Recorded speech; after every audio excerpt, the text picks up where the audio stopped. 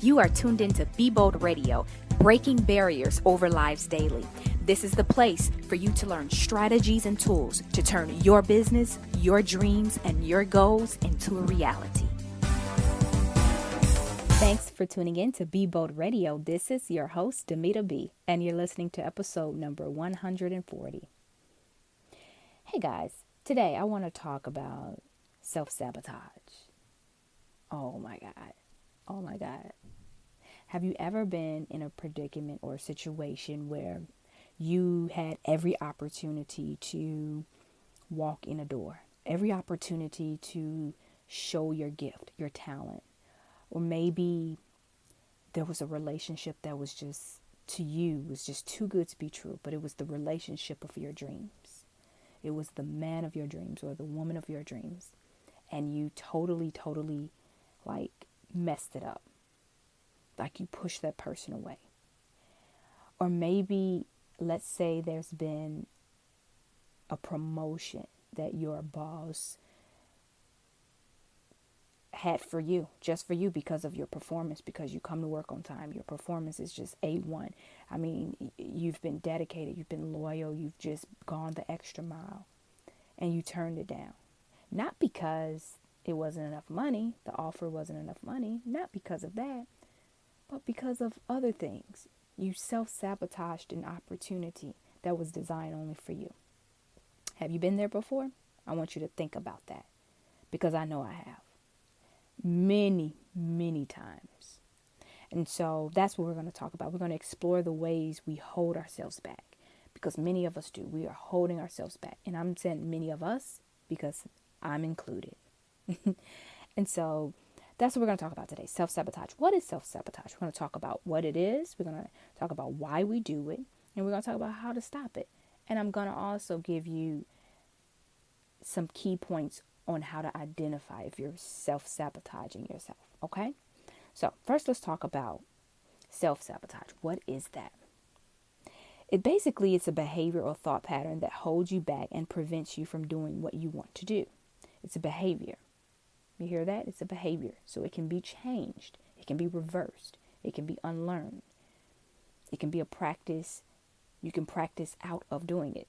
Okay? You can practice not doing it. So it's something that we do. It's a behavior that we find ourselves acting in that prevents us from doing something we really want to do. Prevents us from making the money we really want to make. Prevents us from reaching out the potential that we know we have. It prevents us from having healthy relationships with people that is for our betterment, that will enhance our lives. That's self-sabotage. And so I want you to know that, I want you to think about while you're listening to this podcast, what areas in your life have you self-sabotaged? Have you prevented yourself from reaching your full potential, or prevented yourself from having that good, healthy relationship? It doesn't have to be an intimate relationship or a romantic relationship, but just covenant relationships. How have you self-sabotaged your relationships? And I wanted to talk about, there were some signs that I really kind of did an observation on myself on some of these signs. But some of the signs of self-sabotaging is, one, pushing people away when you feel yourself getting close to them. Have you ever been there? Have you ever been in a relationship, platonic or romantic relationship, where you push that person away? You like them, they like you, you guys click, there's a bond, but you push them away because you felt yourself getting too close. That's one sign. That's self-sabotage. Another sign is procrastinating on the most important things. Jesus Christ. This is something that I have practiced, this very unhealthy behavior, procrastination. And my procrastination, like for me, hear people say, oh, I work better under pressure. No, you're really self-sabotaging your opportunity to be excellent. That's what you're doing. And that's what I have done in the past. My opportunity to perform excellent. And so that's a sign. The second sign is you procrastinate on the most important things. Things that you know you need to get done. Things that you know you need to do. Take care of your body, your health, your mental health, whatever it is. That's a sign or a form of self-sabotage. Number 3, you overwork to get to the finish line quickly by neglecting your needs along the way. I've done that before. I'm guilty, extremely guilty of neglecting myself, my personal goals for the betterment of somebody else or to please somebody else and to make other people look good. I would overwork doing something else for somebody else for their gain by neglecting my personal needs. That's self-sabotage. Number 4, you don't ask for help when you need it, even when you're burned out. Y'all listen, this podcast, it's a no judgment zone. No judgment zone. And when I get on here, when I serve you the food, I got to eat it too. I got to test it too before I serve. And I want you to know that when I was going over my notes for this podcast, it hit deep. It hit real deep, y'all. So number 4 was one of those signs that hit deep for me. Me asking for help when I need it. I'll go as far as saying sometimes at home, knowing I need help with my toddler, knowing that I need the assistance, but refusing to ask for help, even when I'm burned out, tired, and overwhelmed. And now I'm practicing and learning how to ask for help when I need it. And it makes things so much easier. Listen, I have a 14-year-old that's about to be 15 and a 12-year-old that's on her way to 13 this year. And then I have a 2-year-old that's about to be 3 years old in a few weeks. So I have help. There's no reason I should be burned out. But I had to ask and not feel guilty for asking because I was self-sabotaging my state of mind, my healthy state of mind, by not asking for help at times that I needed it. So that hit deep for me, y'all. And it was not good acknowledging that to my husband and to my children. And they would say to me, Mom, just ask for help. Just ask us. And so that's something that I have definitely been working on. Number 5, the 5th sign of self-sabotaging is you put everyone else's needs above yours. And as women, we do that a lot. We do that a lot. Whether it's with our health, our physical health, our mental health, we do that a lot. Many of us know we need to get on a diet plan or a weight loss plan or whatever it is. We know we need to make some adjustments in our lives. But we're like, we'll wait till the kids graduate from high school. And then they graduate from high school. Oh, I'm going to work on me. I'm going to get myself together when they graduate from college. And now they're married with kids. And now you still have not done what you know you need to do because you've put everybody else's needs above yours. And if you're listening to me right now, we have to begin to make an effort. We have to intentionally put ourselves at the top of the list as well because we matter too.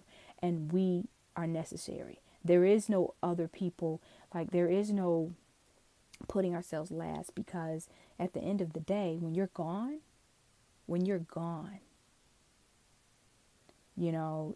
that's how I have to think. There is no mom if I'm gone. There's not another me. Yeah, my husband can remarry or whatever, but there is not another me. I only get one shot. So let me put me at the top of the list, the things to do list as well.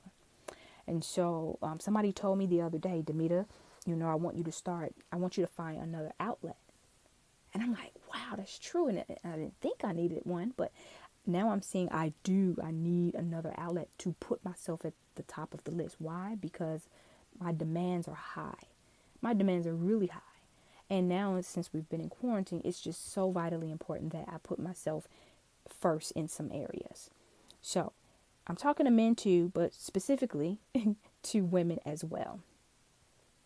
The 6th sign of self-sabotaging is we allow perfectionism to prevent us from finishing or even sometimes from even getting started.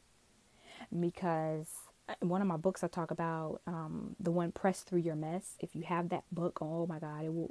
If you don't have the book, it'll bless your life. If you have the book, I encourage you to share it with somebody. And we have it in the ebook as well. And we talked about how, people procrastinated their dreams and goals. And I give a story on how a young lady used to always come to me, and she had these amazing ideas on how to enhance her business and her gifts. And she had so many gifts and talents. However, she just was a procrastinator, and she would always self-sabotage because she thinks she needs to be at a certain peak in her life in order to get started. And so I told her one day, hey, don't mention this again. I don't want to hear anything else about you starting this business or opening that business until you get started.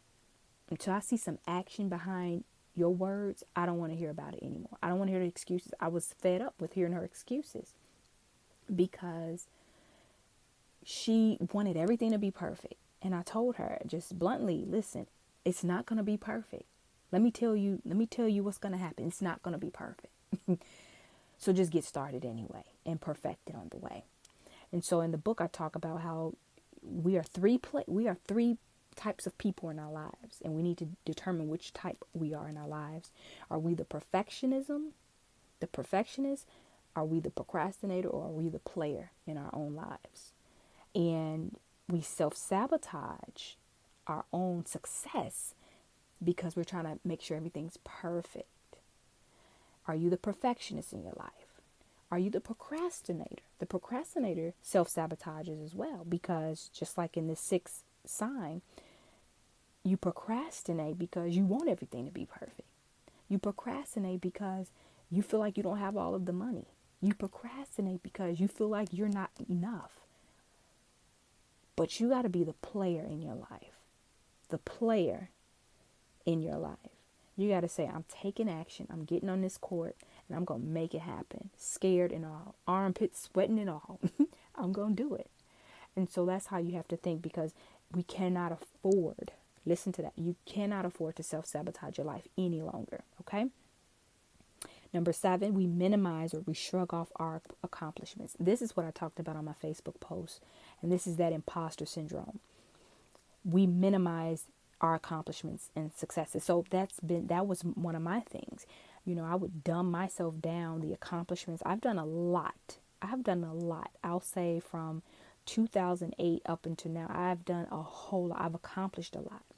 And I used to always just kind of like, not throw shade, but kind of like just take the light off of me because I didn't feel like I was worthy enough, or I didn't want other people to feel uncomfortable. And at this point in my life, listen, I can't deny the accomplishments that I've made. I don't even take the glory for it. It was all God. I cannot take the glory. Like anything that God has blessed me to do and allow me to experience, I can't take the credit for that. It was all God. Some things I've done, I did it by faith. No, not some. Everything I've done it by faith. But some things I've done it without the money, without the resources. I used the resources that I had. And so I want you to know that if you've accomplished, whether you've graduated from college, whether you've become a doctor, whether you've opened a business, had a success, raised a successful family, whatever it is, don't dumb that down. Be proud of the accomplishments that you've made. Be proud of what you've done. So we can no longer afford to minimize and shrug off our accomplishments. And then we're going to have 10, I'm just giving 10 signs. The 8th sign is take responsibility. You take responsibility for the things which aren't your fault. You know, you take responsibility for things that you didn't even do. Saying sorry. And I know the Bible, you know, we should forgive. And I know in relationships, you know, me and my husband, if we have our spats and stuff, you know, from time to time, he'll apologize, and he didn't even do anything wrong. He'll apologize for peace. And then there's times I'm apologizing for peace. But I'm talking about in life in general, you're taking the fault and the blame for things you had nothing to do with, or you're taking on that burden of guilt, feeling guilty for something you didn't even do. That's self-sabotage. The 9th one is you lean on unhealthy habits to mask or screen your emotions instead of feeling and processing them. And many people do this, and you lean on unhealthy habits. Basically, that's how people get into alcoholism and drug addiction, because they are masking behind emotions. Instead of expressing their emotions and talking to somebody and letting those emotions out, they mask behind that addiction instead of being in the moment and feeling the hurt, feeling the pain, and then processing it. That's how people end up in addictions or situations that, you know, that they just have no business being in because they refuse to address it. So they self-sabotage their life their body and their health because they keep a mask on. I'm okay. I'm okay. Yeah, I'm good. I'm good. I'm good. But behind closed doors, there's a dark place. And so the 10th one is you berate and criticize yourself for little mistakes you make. I am so stupid. Oh my God, why can't I get this right? Oh, I always do this. Or sorry. You're always self-sabotaging yourself by criticizing and putting yourself down. Don't do that. Don't do that, sis. Don't do that. That's the 10th one. That's the 10th sign that you are self-sabotaging your life or some area in your life. So those are the things. Those are the things that could prohibit you from becoming the best you that you could be, or from becoming and doing what you really want to do. Many people self-sabotage in ways with their finances. You know, they keep saying, I can't travel, or I never have enough money. Well, they self-sabotage by spending money on things that there's no value. It's no value there. So they self-sabotage their own opportunities, rather, to explore, to travel, to everything. So they hide behind their excuses and invest in things that has no value. Okay? So that's self-sabotage. Those are signs of self-sabotaging. And why do we do it? Okay, so I'm going to give you a few reasons why I think we do it. Why do we self-sabotage? One of them is comfortable. It's comfortable. It's comfortable to stay in a state rather than to address it, rather than to stand up and face it. It's comfortable. You know, I talked about how, a person, they procrastinate or they want everything to be perfect. They're comfortable where they are because if you start a business or organization or a project, you're going to have to get up and do something. You're going to have to spend some time. You're going to have to sacrifice your time. And people self-sabotage those opportunities to do it because they want to remain comfortable. I know I'm right because I've been there. And so I want you to think about the times that you've self-sabotaged, whether it's a project you wanted to start, maybe an art, something artistic that you wanted to do, whatever. I don't know if you sell property or if you're in some type of vocation that you have the potential to really, really be successful in. But it's going to take some grinding. It's going to take you to get up earlier or go to sleep, go to bed later, or do more research or network more or invest in your education on that particular thing. Whatever it is, you're going to have to be willing to be uncomfortable. So that's why we self-sabotage, because we're unwilling to be uncomfortable. The second reason why we self-sabotage is belief. We believe that we're undeserving of it. We believe that we don't deserve this. There's times I feel like I didn't deserve it. We moved to Charlotte and God blessed us. It's a whole new testimony how we ended up here. It was a God thing, seriously a God thing. But I had moments feeling like I didn't deserve to be where I am right now. I don't deserve it. I don't deserve it. That's how I felt. I didn't even, when you feel like you don't deserve something, you miss your opportunities to be in the moment, to enjoy it. And so you self-sabotage the whole experience because you feel like you don't deserve it. A second thing is afraid that you'll lose it. I've had that feeling. I had certain things. Oh my God, certain blessings. And I wasn't fully in the moment because I was afraid I was going to lose it. I was afraid that this is not going to last. This can't be true. Like even in relationships, like when I met my husband, I almost self-sabotaged our relationship because I felt like, one, I didn't deserve him. Two, I felt like all of my other relationships failed. This is probably not going to last either. It was just almost too good to be true. And so in my belief system, I believe that it wasn't going to last. So I almost self-sabotaged it. The other belief that we have is that we have to be perfect. We have to be perfect. No, it's not true. It's not going to be the perfect relationship. It's not going to be the perfect opportunity. It's not going to be the perfect job. It's not going to be the perfect business. You got to stop believing that everything has to be perfect for you to enjoy it, for you to be in the moment. So that's the second one. The first sign of why we do that, why we self-sabotage, because we don't want to be uncomfortable. The second one is we have these unhealthy beliefs. And the third one, we're fearful that we will fail. That's why we self-sabotage ourselves and our opportunities and our future and our goals and dreams and money, because we are afraid that we're going to fail. And many times people are afraid that they're going to succeed.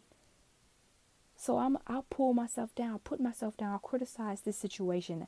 I'll acknowledge all of the things that could go wrong because I'm afraid to fail. And because I'm afraid that I might succeed. I want you to hear me. Those are the three main reasons why people self-sabotage. Comfortable, belief systems, and fear of failure. Okay, Dymeata, well, how do we stop it? How can I fix this infection? One, by acknowledging it. Acknowledging that you have been self-sabotaging your life, your marriage, your family, your personal goals, your opportunities, your future. By acknowledging it. Being honest with you. Being honest. Looking yourself in the mirror saying, I cannot believe I've been doing this. So I want you to really acknowledge, be truthful, be honest with yourself this week. And I want you to really start noticing those moments when you self-sabotage. You know what? Me, even in sales and with my business, there are some projects that I am in the process of launching. And for me, I feel like I keep pushing it back because of self-sabotage. I'm self-sabotaging the process because, you know what? The fear of failure. It's the fear of failure. That's really what it is. But I had to be honest about that. I had to pinpoint the infection, you know? Okay, the second one, how to stop it. How do we stop this mess? Feel the fear and do it anyway. That's it. Recognize it. Secondly, feel the fear and do it anyway. Do it anyway. If you're listening to me right now, I want you to know that this year, God wants to put you on platforms that you've never been on. He wants to give you unusual connections, unusual platforms, unusual ideas. But you have to be willing to participate in what he's doing by not self-sabotaging the next move, the next idea. That's what you have to do. No more self-sabotaging. No more counting yourself out. You deserve it and you are enough. I want you to remember that. You deserve it and you are enough. And when you take that first step, feel the fear. It's going to be there. But I want you to know that God is with you every step of the way. Every step. Until next time, continue to believe, be original, and live your dreams. Are you a leader, entrepreneur, author, or speaker? Did you have a lifestyle change that you want to share with the world? Do you have some helpful health tips that could change our life? Well, be a guest on the Be Bold Radio Show. Email us at beboldradio@gmail.com. Again, that's beboldradio@gmail.com.